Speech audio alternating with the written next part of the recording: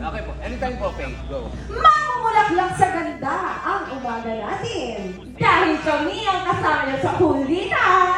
Ay, oo naman. Si Miss Rosemar. Rosemar yan eh. Sa tingin mo. Ow! Ow! Oh. Ow! Ow! Ow! Ow! Ah, hindi ako mamuta. Kaya ako bigla. Ay, di ka nalilitaan. Bakit nagawa mo itong antabang utang? May nangutang na si dati?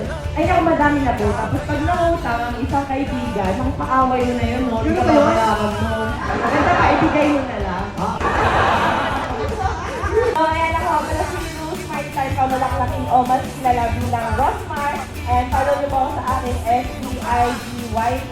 At panoorin niyo po ako lagi mag-TikTok dahil kakaibang aking TikTok move. TikTok ako si Rosmar Time with blue check. At huwag kayo maniniwala sa mga scammer ha, yung mga nagpapanggap na ako. Basta may blue check, ako yun. Pag hindi ako yun. Eh, pinapromote ko yung kanta ko, Malalamin, Utang, Iyakin. Ganyan yung mga title ng kanta ko pang asar sa mga bashers. So sa mga bashers ko, sa totoo lang, si Rosmar sa social media ay iba sa Rosmar sa personal. Mabait talaga akong tao, hindi lang halata.